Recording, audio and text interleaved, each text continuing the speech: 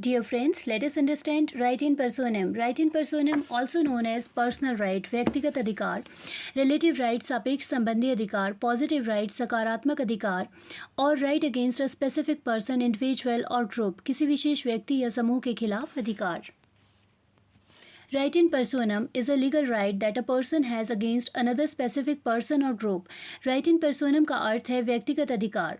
यह एक कानूनी अवधारणा है जो किसी विशिष्ट व्यक्ति के विरुद्ध लागू किया जा सकता है.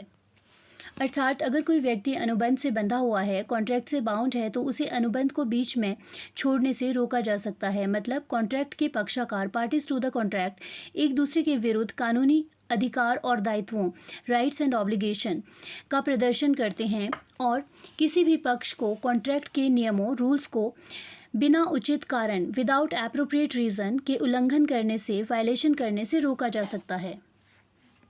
राइट अधिकार in personam is a Latin phrase means against a person. Right in personam in law, कानून में व्यक्तिगत अधिकार. व्यक्तिगत अधिकार विशिष्ट होते हैं और वे केवल किसी विशिष्ट व्यक्ति या व्यक्तियों के खिलाफ लागू होते हैं. Right in personam, also known as jus in personam, comes from Roman law. It is a personal right enforceable against a specific individual or group. These rights arises from contractual obligations and requires the obligated party to act or refrain from acting in a specific way. Right in personam gives the person rights against one specific person or party to the contract. It generally will correspond with a duty imposed on the said person or party. Let us understand little difference in between right in rem and right in personam.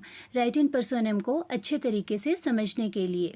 Right in rem is a real and absolute right, whereas right in personam is a personal and relative legal right.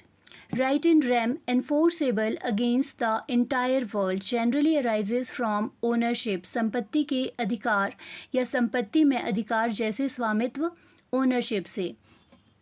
Whereas right in personam is enforceable against a specific person, parties or group of person. These right arises from contractual obligations. Right in rem is a negative right, whereas right in personam is a positive right. Please always remember that right in personam is a positive right. Means किसी विशिष्ट व्यक्ति के खिलाफ अधिकार जैसे कि अनुबंध या दायित्व, कॉन्ट्रैक्ट या फिर obligation. Right in personam comes from Roman law. Jus in personam is a Latin phrase which means action in personam or against a particular person, individual. Right in personam का अर्थ है व्यक्तिगत अधिकार या किसी विशेष व्यक्ति के विरुद्ध अधिकार. यह एक ऐसा अधिकार है जिसे किसी विशिष्ट व्यक्ति या व्यक्तियों के समूह के विरुद्ध लागू किया जा सकता है, ना कि किसी वस्तु या संपत्ति के विरुद्ध. प्लीज़ ऑलवेज रिमेंबर, किसी वस्तु या संपत्ति के विरुद्ध राइट इन रेम का अधिकार होता है. राइट इन पर्सोनम आमतौर पर अनुबंध, कॉन्ट्रैक्ट, ऋण, डेप्थ या अन्य कानूनी अदर लीगल ऑब्लिगेशंस, दायित्वों से उत्पन्न होता है. इन पर्सोनम एक लैटिन वाक्यांश है जिसका अर्थ है किसी विशेष व्यक्ति के विरुद्ध. कॉन्ट्रैक्ट या फिर अनुबंध से अराइज उत्पन्न अधिकारों को व्यक्तिगत अधिकार माना जाता है, पर्सनल राइट माना जाता है. व्यक्तिगत अधिकार किसी विशिष्ट व्यक्ति की कानूनी जिम्मेदारी से जुड़े होते हैं जिन्हें हम राइट इन पर्सोनम कहते हैं. Now let us understand right in personam with a simple example. Ram sells a car to Shyam. Ram's right to get paid by Shyam is a right in personam.